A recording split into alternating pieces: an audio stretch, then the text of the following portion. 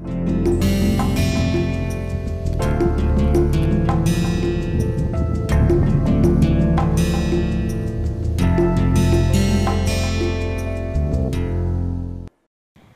welcome to the lecture number 2 of this course. So, in the previous lecture we had talked about some general principles, how the security or authenticity of a website is being ensured, and how the authenticity of two people can be done mutually between them without any third party. And I have also talked about how the certificate gets signed from a certification authority. So, we will now move ahead and then try to look into how the voice over internet protocol, voice over IP system in telephony actually works. This is a good example of how the peer to peer network is being used in telephony. So, in voice over IP telephony nowadays we use something called session initiation protocol, SIP. Okay. This SIP protocol is essentially what is the kind of now default structure by which all telephony systems are built, and this is an example, a standard example of an voice over IP. So, we still use now IP internet protocol based packet switching network on top of which the voice is being transmitted. So, not only you can do audio calls the way it used to be done in earlier days with telephones, you can also now do the video calls also between the users. And the way it actually happens is, normally in such kind of communication, two endpoints or two telephones, the voice is actually not going to an exchange and then from their exchange not over to the lines to multiple exchange and then to the other side. So, both endpoints or both telephones will be connecting to the internet, and somehow the connection will be set up between these two endpoints and the communication will be happening directly between them. So, whatever I am going to speak on a telephone will be converted to packets, IP packets, and those IP packets will have a destination address for the other endpoint, and the other endpoint will receive all these voice packets and will be played back for him. And similarly, in the reverse direction also the voice packets or voice information will be packetized and will be sent back to me, and we both will be talking. So, exchange will not be knowing what is happening, exchange role is only to set up the call. Okay. So, this also we call data call, and that is how we actually work nowadays. So, this session initiation protocol is also known as SIP and SIP telephony, and now this there are standards which have to be followed to implement such a telephony system, and these standards are coming from IETF.org, Internet Engineering Task Force. So, there the standards are built, these are all open standards built through an open process, but kind of now become a de facto standard for everybody to follow, and these follow the RFCs 3261, 3262, 3263, 3264 and 3265, and there are actually more variations which have come. So, you can go to the website and search for these RFCs and go through them, and there is a lot of learning which one gets when you go through an RFC and try to understand or gain insight into it. Now, this particular thing comes in the category of peer to peer network, because two endpoints are directly talking to each other, but how you identify that what is the IP address and port number of a certain user, how that will be identified. So, normally user ID will be a phone number in this case, and there will be a corresponding IP address and port number on which a communication can take place. So, all this information will be always stored with something called SIP registrar. So, the indexing here is centralized, it is not distributed indexing. We will come to distributed indexing as I goes along in the later part of the same lecture. So, normally what happens is users are being partitioned into domains. So, for example, when I am in IIT Kanpur is a domain. We in fact follow the same system for emails. So, when you send an email to ynsing@iitk.ac.in, the domain is iitk.ac.in. So, IITK is a subdomain of AC domain, AC is the academic is a subdomain for India. So, .in is one full domain which is representing a country. So, the way we have email IDs, I will have phone number @iitk.ac.in as my user identification.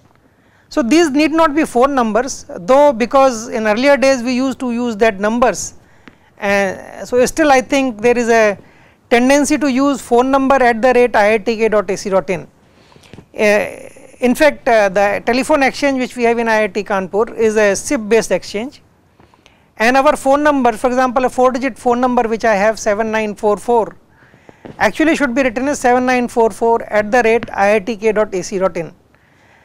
But for the whole IIT there is only one exchange, and so every user in IIT belongs to same domain. So we do not explicitly write @iitk.ac.in, we just write 4 digits, rest is automatically assumed by the exchange that the other end is also, this user belongs to the same domain for which he is the SIP server or SIP registrar. Okay. So this domain based organization is also used in this case. Okay. Now normally each one of this domain will have a domain name server, DNS. So in fact when you send an email, if you want to send a mail to www.gmail.com, for example, I have an email ID at vayansingh69@gmail.com, and if you want to send a mail there, so you have to find out which is the corresponding mail server in the domain gmail.com. So for which you will go for the DNS server which is responsible for gmail.com. Now who will maintain this record? So there is going to be a DNS server for .com which will maintain the record that what is the IP address and port number for gmail.com. So same way .com, whatever is the DNS server, that will be maintained by something called root authority or dot, which is being, they are actually well known root authorities. So always you can go to root authority and find out which is the DNS for .in, and then from there .in you can find out which is the DNS for ac.in, and keep on doing it and you can find out what is the DNS for iitk.ac.in. And when you go to iitk.ac.in, you will find out, you will make an inquiry about something called mail exchange record, MX record, which is maintained, and this will give you the SMTP server of IIT Kanpur, and then you can directly send all the mails for iitk.ac.in domain to this particular SMTP server. That is how all mail servers from all across the world directly communicate to our mail server by identifying what is the corresponding IP address through the reverse chaining, and they also do a reverse zone mapping. They will find out, given the IP address, what is the corresponding DNS name. Okay, so they both has to be done. So that is a kind of check and balance which we keep, and then all mails are directly delivered to our SMTP server, and all IITK users will actually pick up the mail from this SMTP server. So SMTP server dumps it in a mail storage which is then accessible to people through IMAP, Internet Mail Access Protocol, through that. Now something similar like this, we will also have a SIP record, SIP server record available in the DNS. And so when I want to call somebody, so I will always hand over my request to make a call to my SIP server in my domain in IIT Kanpur, and IIT Kanpur SIP server will then find out if a call has to go to some phone number @iitb.ac.in, it will search for the DNS record or DNS server of iitb.ac.in, will ask him what is the corresponding SIP server IP address and port number for him, and then my SIP server will talk to him and then will try to push on the call, and IITB server can identify myself, our SMTP, our SIP server in IITK correspondingly. That is how essentially the whole structure has been designed.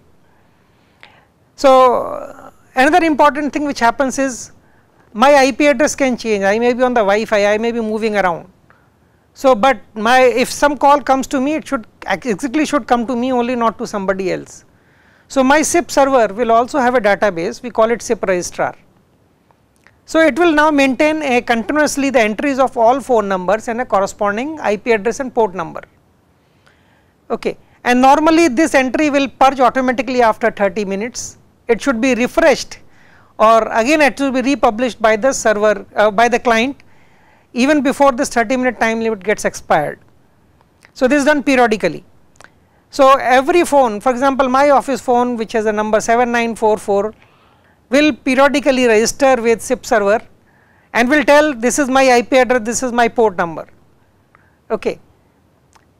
So this is what is going to be informed. So at any point of time, if I move my phone from my office to some other place, a different IP address will be assigned to it through a dynamic host configuration protocol, and that will get registered and overwritten in the database. So that is how the indexes are being maintained, and these indexes are kind of pointers to find out where is the other user and how I can talk to him. So in fact this is we can actually even go to an extent where my office phone number may not be only on my office phone, but I probably have a lab, I have another office, I might put the same thing in my SIP client on my mobile phone, but all of them will have the same phone number 7944. So there can be multiple devices registered with the SIP registrar for the same phone number, and I can pick up the call from any one of them. Whenever a call will come, all of them will be ringing together, and this can be a parallel ringing or there can be a sequential. So first of all it goes to my office phone, I do not pick up for within 5 seconds, then it will start ringing in my lab. I still do not do it in within 5 minutes or 5 some seconds, then maybe my other office phone will start ringing. If I even do not pick up that, then my mobile phone will start ringing, the client which is connected through Wi-Fi. So this client is Android client. We do get CSIP simple is one client which actually is available, which does this job, and but all these devices have to register with the SIP registrar. So this will be all using my phone number and password. In fact all phone numbers have been given a password. These passwords are known to telephone people, telephone exchange unit knows that, so they actually configure it. So I knew for mine because I was handling that exchange for some time as a head, so I know what was my password at that point of time. So I could have configured my office phone on my laptop also, so I did that, and any IP address changes automatically means again re-registration will be happening and overwriting will be happening. So multiple devices of course have to be permitted at the registrar. Now what will be the call setup process? So call setup request, this is almost like a HTTP, hypertext transport protocol kind of thing. There is similar format, request and response. So in this case source domain SIP server, which means IITK SIP server, I will send all my requests to it, and it will be messaging, basically a simple message, text message will go, and it will be from my SIP client to my SIP server, and the message will contain destination user ID, so maybe a phone number, and a destination will be going in the request. Now SIP server will now figure out that if the call has to be routed from current domain to is in the same domain. Okay, if it is in the same domain, life is very simple. That is what happens when we make internal phone calls within IIT, and so it will simply talk to SIP registrar, which is a database server as I mentioned earlier, and it will search for, okay, this is a destination number, what is the current IP address and port number for this, or if there are parallel things have been registered, so I need to get the IP addresses and port numbers of all endpoints. Okay, and we will send a message will be sent to all of them if it is a parallel ringing, and I will wait for the response from them. So ringing will be generated locally by these devices if they are on. It is not that ringing current is being sent by SIP server, no, it will not be, it will be locally generated by the device. Now SIP server will now forward the request to all these SIP clients which have been found with the registrar, so all IP address port number will be known. Now any one of them, say, response will be received from any one of these destination client. This response, now normally in the request also we will have this kind of codec I will be able to use, this will be the kind of my handshake for the secret key if the security has to be done. Okay. So all those possibilities, my IP address port number for media or voice call will be this, all this information will be going from source to destination. Destination will actually respond back, say that I can only use out of all the options given by you only this particular codecs, my IP address port number is so and so, my handshake part component for the security key is this. So this will be going back to the source. So source will have both the parts, it can create security key, it will know the what is the other endpoint address, okay, it will know which codec is being agreed upon. So they will essentially both will agree on the same codec and they will start a media call. Okay. So codec, encryption, destination IP port, source IP address port will be known to both the entities, and a media call will be set up and people will talk. But the problem is, in earlier days when you are making a telephone call, somebody at the telephone exchange can always listen to your call. So, call can be tapped, and of course, it is a legal requirement in most of the countries that the call should be allowed to be tapped for security reasons when rogue people talk actually. Okay. So, for ensuring law and order, this is a needed requirement, and this is by law. Normally it is not being invoked, okay. But of course, every good thing also has a bad aspect. So, some rogue governments which are oppressive, they also use this to essentially find out who are the corresponding people who are not in agreement with the government and to take care of them. So, it is also used for that. So, it is a double-edged sword which happens both ways. So, this is being shown in the figure. How does it happen? So, at step number 1, source is sending the message to SIP server. SIP server is sending the message to the other SIP server. Other SIP server, this is actually the guy is in a different domain now, and he is looking at the registrar to find out what is the corresponding IP address port number. The fourth number, the request actually passes on to him. Fifth is whatever he is agreed upon, that is going to be sent back as a response, which again goes back to the source SIP server and back to the source. Now, these two guys knows each other's IP address port numbers, the session keys, and they will set up a media call between them. Okay, this is typically the process which goes, and there is a peer-to-peer connection. Now, you can see there is no server in between, both are equal entities, both are peer clients. Now, as I said that sometimes tapping has to be done, it is legally required in almost all countries. So, we need to keep a provision that how to make a copy of the call and route it to the law enforcement agencies. Okay. So, for this we need something called media gateway. So, in this case this particular figure actually shows this aspect. The first of all, the request will go to SIP server, this is step 1. SIP server will now talk to media gateway and will inform him that what is the corresponding port for which the source should be connected. It will keep it with itself, it will not still tell, it will also find out to which source ID and port number user B need to be connected or the destination to be connected. This will be coming, this information will be coming back to 3, and then of course the 3 still this media gateway also need to be told what is the corresponding IP address here. This will happen in 8th and 9th step. So, this SIP server will now send the request to the SIP server in the domain 2, which in turn will send the request to the user B. User B will now respond back, will also tell what is its own IP address and port number, in this which will go via 6 to the SIP server of domain 2, then to SIP server of domain 1, which in turn has to report back to this media gateway what is the corresponding IP address port number of user B. So, it gives the confirmation. Now, it will go back. Now, remember when this fourth request went, that time SIP server of domain 2 has told to user B the source's IP address and port number as same as the media gateway's IP address and port number on which the call has to be plugged in. Okay, call has to be connected. So, now in the reverse or to the user A or the source, this IP address and port number will be communicated back for the communication, and in turn this SIP server is, which is primarily responsible for this media gateway, will talk to him, will set up the calls, the addition of this call and other configuration and routing it to some other person who is probably a law enforcement agency who is actually tapping the call. Okay.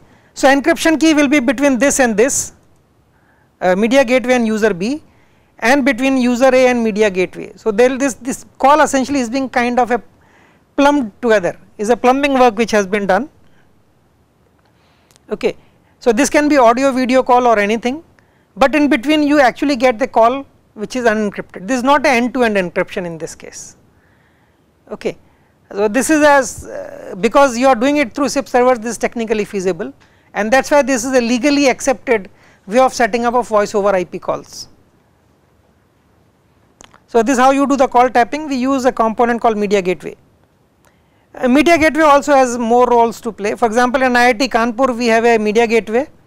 So, if I want to make a call to somebody outside, I talk to my SIP server, which in turn talks to media gateway, which actually then talk to outside public switch telephone networks, say BSNL, or we have Airtel, as well as we have Reliance and Tata Docomo, we do not have Airtel here, and then we have BSNL.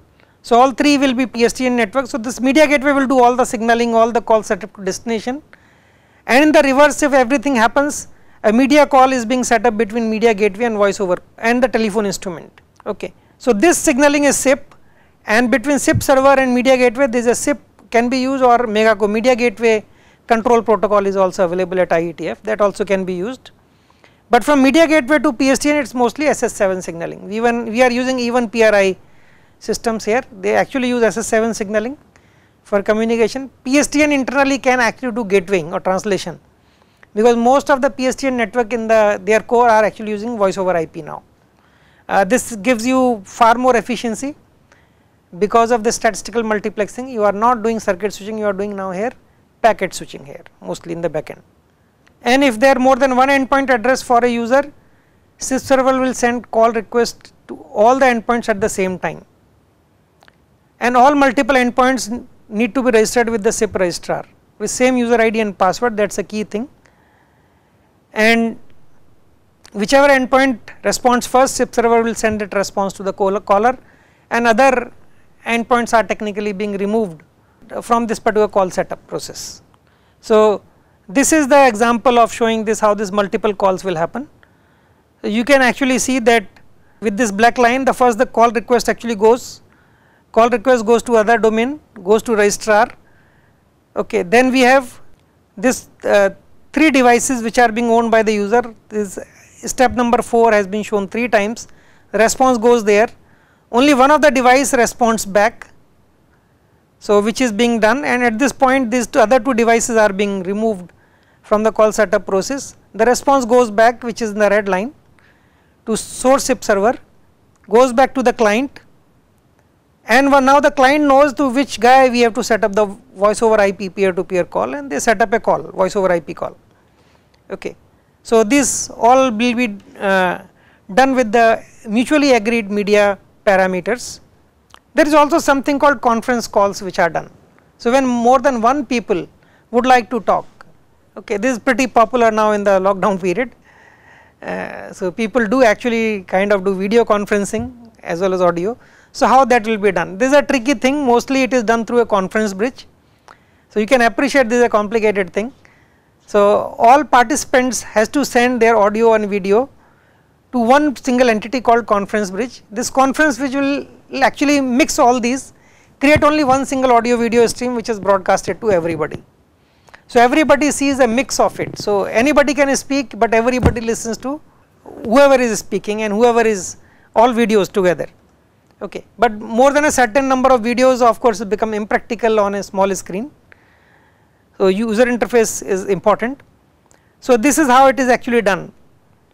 So, here for example, I am showing you there is a conference bridge. So, we set up a communication between through a SIP server, it goes to the SIP of the other domain where the bridge is there, and the bridge is being told that a call has to come in, you give me your one port IP address and port number, I should call it one port for connecting the user 1, and to user 1 its being information is sent back. So, user 1 connects to this particular port of the bridge. Now, this actually guy, when the call is being set up, we know that which are the other participants. So, other participants are also sent the invitation. So, these are their SIP servers. Okay. So, their SIP servers will now further send it to the users, users will confirm it, and this user, the confirmation when it returns back to this SIP server, it will tell the bridge that this is the source, this IP address port number has to be used. This IP address port number has already been informed to this SIP server. So, this particular call is going to be set up, this path is going to be set up, all mixing will be done by this bridge. So, this is also a pretty standard feature. We also have in IIT Kanpur, we can actually have 6 phone calls, internal external can be bridged with our thing.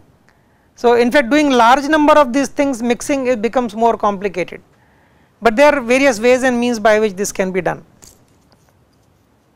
So, here the SIP server mostly takes care of all authentication, all call control.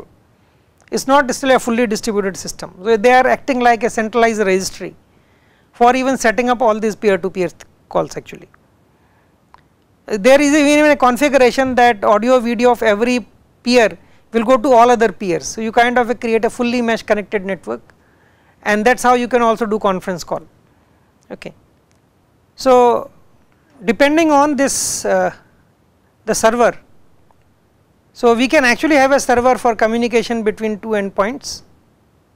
Mostly that is what we have been doing currently with SIP server, but can we do this thing without servers? That is a question now. Can I do this? So, where to store the phone number and IP address mapping, that question remains, and this becomes extremely important if IP address keeps on changing. So, in our SIP server case, IP address can keep on changing. So, every time address change is detected, it has to be reported back to the indexing server. Okay. So, now even if you find out that who is the other guy, how you will verify mutually that the other guy is genuine person, he is not a fake guy, because you are getting some random IP address and port number, you can't be sure with that. So, there has to be some kind of an authentication. So, SIP server does to an extent by using domains, and within domain using login password based registration mechanisms. So, all calls are set up only through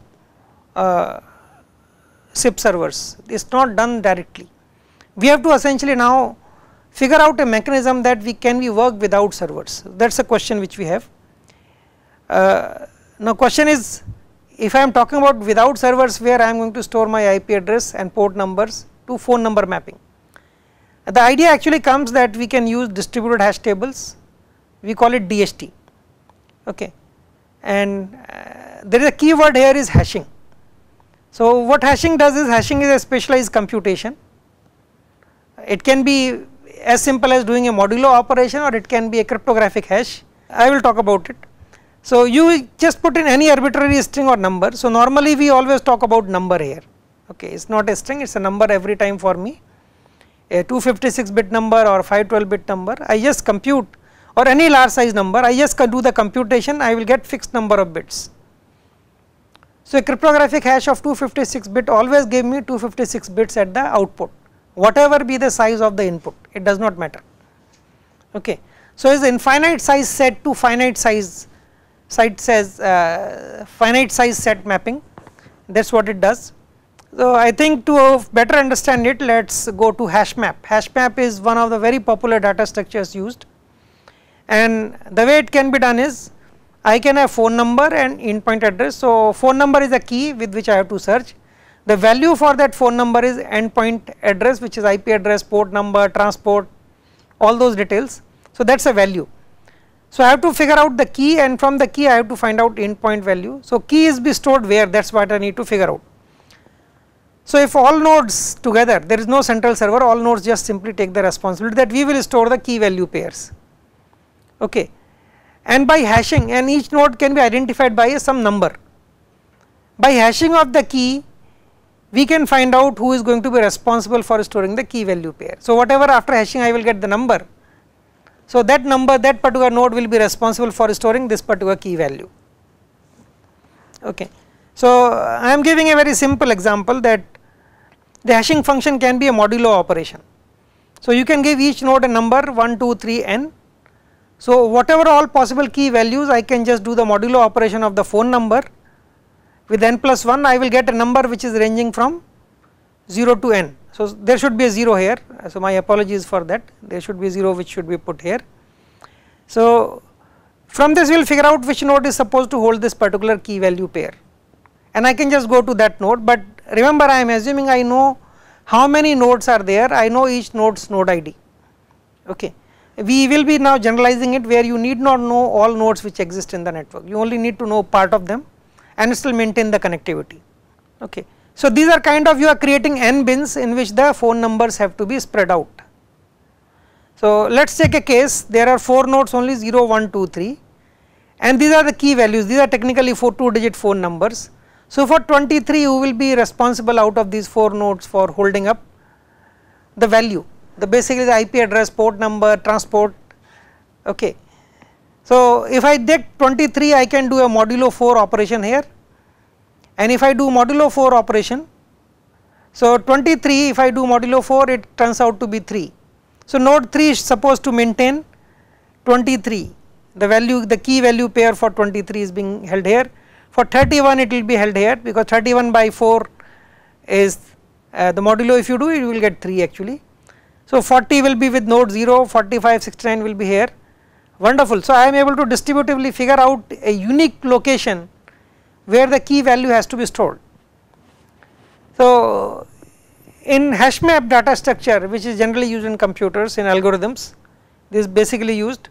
So number of bins are mostly fixed, but in a distributed version nodes can go in and out. So node can just turn off. You might end up in 0, 1, 3, only 3 nodes, so you have to renumber them as 0, 1, 2. Okay, then what is going to happen? Let us see what happens with that. If the number of bins changes, if node 2 goes off, so now the node sequence number will be changed to 0, 1, 2. So 0, 1, 2, 3, so 2 is gone, so 3 will become 2, so all the entries now have to be redistributed. So if I do it, 23 will move on to node 2, which was earlier at node 3, so node 3 essentially has now become node 2, so it is not moving anywhere. 31 is now moved to node 1. So you will figure out from every node almost every entry is moving here and there are a lot of movement around actually. So every new node addition or every deletion will cause all entries have to be redistributed. Now this is not acceptable, this will create a kind of a storm every time a node comes in or node goes out in a distributed system. This is what we call inconsistent hashing. Okay.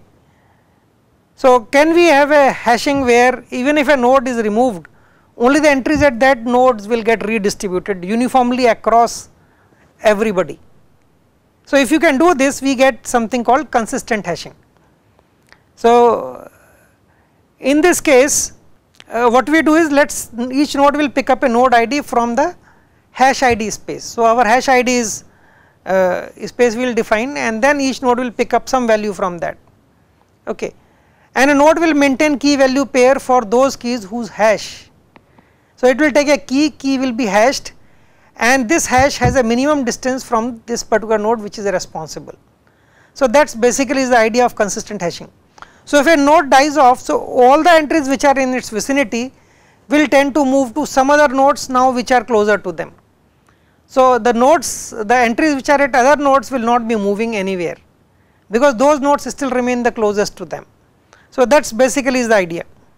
So let us make n is equal to 10, so number of nodes, so maximum 10 nodes can be there, hash of key still is percentage of 10.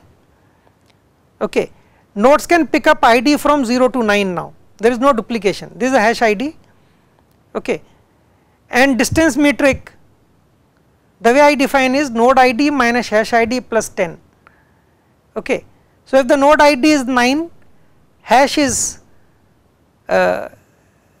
say 10, so in that case 9 will not be the closest, it will be 9 minus 10, it will be minus 1 plus 10, so it will be and some other node who is going to be next in cyclic fashion.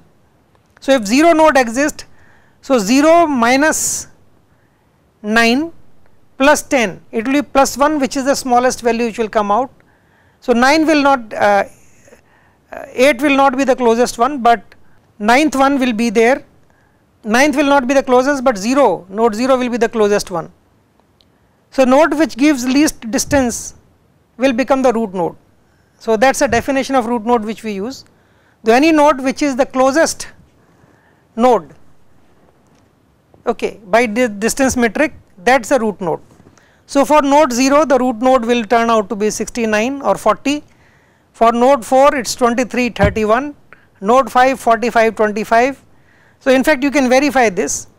So when you take 69, so I have only node available as 0, 4, 5, 8, I have just picked up some nodes and I have given these IDs. So when I do 69 modulo 10, okay, so hash will turn out to be 9 in this case. Okay. So 9 in cyclic fashion, so 0 should be the 0, 4, 5, 8, so between 8 and 0 9 comes out, so 0 should be the closest node, so this becomes a root node. So for 40's hash will turn out to be 0, so which is this node ID itself, so this is the closest node. For 23, 31, so basically whatever is the unit numbers here, so for all 1, 2, 3, 4 in the unit place, this will be the root node. 4, 5 this will be the root node, for 6, 7, 8 this will be the root node, okay, then 9 and 0 this will be the root node. So they have got redistributed. If node 5 now dies off, what will happen? So these 69, 40 still remains with 0, this remains with the node 4 will remain as it is. Now 45, 25 will simply be responsible, will be now the responsibility of node 8. Only these need to be relocated, the node which has failed. This is consistent hashing, but this has a problem that all these nodes which when the node 5 actually has failed, they actually have moved to only one node, they are not uniformly distributed. So it is a kind of a lopsided reorganization which happens. Okay. Now if a node dies off, all the entries will be mapped to the next node, that is the problem here.